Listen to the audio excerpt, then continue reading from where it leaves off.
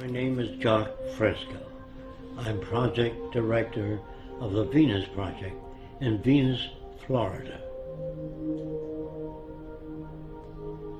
The Venus Project maintains if you don't want war, if you don't want poverty, hunger, unemployment, territorial disputes, and all the other problems that go with society, you have to declare the earth as the common heritage of all the world's people.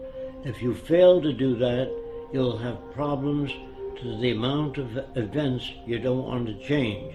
If we don't change, we'll have the same problems over and over again. The Venus Project is an attempt to design a world where poverty, war, prisons, police do not exist, because we deal with the problems themselves, the factors that shape arrogant behavior, aggression, all the things that paralyze our society and prevent it from growing.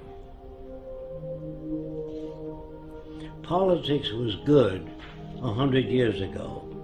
Today, politicians have no ability to solve any problems because they're not students of behavior. They're not students of agriculture, oceanography. They know nothing about the factors that operate the world. So they say things that people like to hear, and that gets them elected. Now, scientists, on the other hand, are not concerned with public approval. What they do, even if everybody on Earth believed the Earth was flat, they would say, "You're wrong. This is the evidence we have to support the fact that the Earth is round." But they don't say it's a little round, a little flat.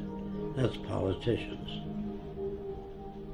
Money was a convenience designed by man many years ago. You used to carry a bag of apples and change it for tomatoes. That was a trade in the old days.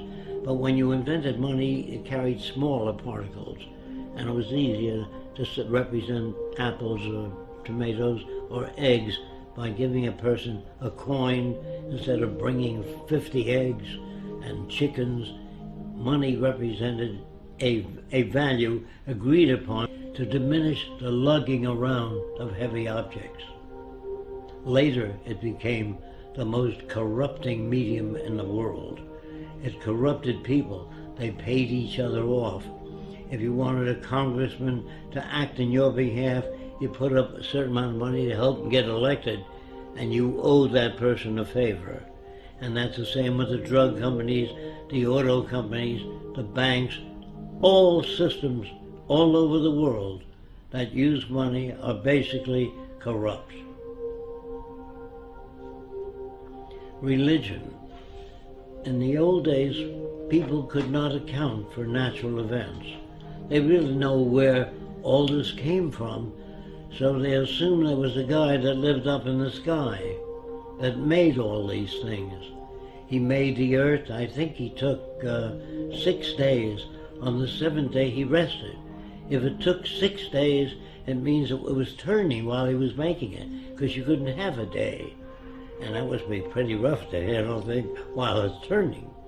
And then he made a man and a woman and put them in a beautiful garden. Then he made a snake which walked upright and said, do terrible things. And the people eat of the fruit of knowledge. And they ate the fruit and he kicked them out. First he made the snake to tempt them. I don't understand this all-loving, all-benevolent being that loves everybody. And then he creates the plague and other diseases when he gets angry. And then if you don't follow the teachings, all the religiosity, you burn in hell.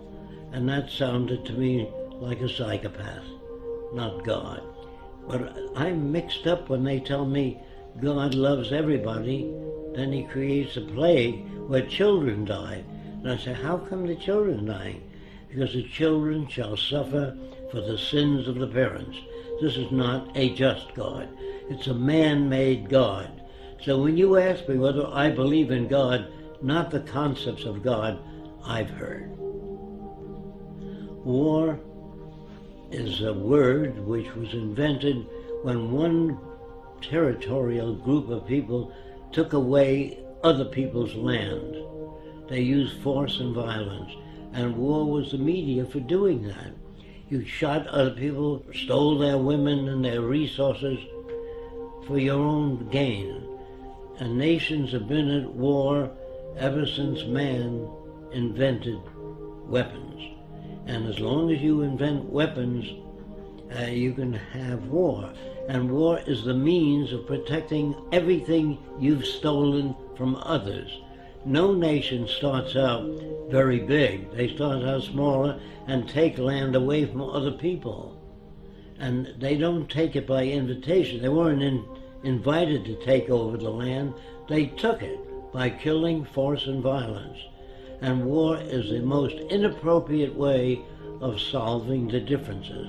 That's why I'm against the Pentagon and the military, because they majorly should be concerned with how to bridge the difference and bring nations together toward a common purpose, namely taking care of the environment, one another, and restoring the damaged environment. That's what I'd like to see in military systems. I would like to see, instead of training millions of soldiers to be killing machines, I'd rather train them in being problem solvers. Send them back to school, teach them social science, social psychology, sociology, so they can add to the culture, not be destructive. But ask anybody, what does democracy mean? They think it means participation in government affairs. So I asked them, do you really believe in democracy? They always say yes. I said, did you vote for the space program? They said, no. Did you vote for the Vietnam War? No. Did you vote for the war now? No. Where the hell do you participate? That's an illusion given to people. They even pick the people you vote for to make sure they'll keep things as they are, the establishment. So they put them out there for you to vote for them. If we lived in a democracy, there'd be 5,000 political parties, different points of view. In a true democracy, you would have that. All points of view expressed on television and radio. It's up to you to turn it off.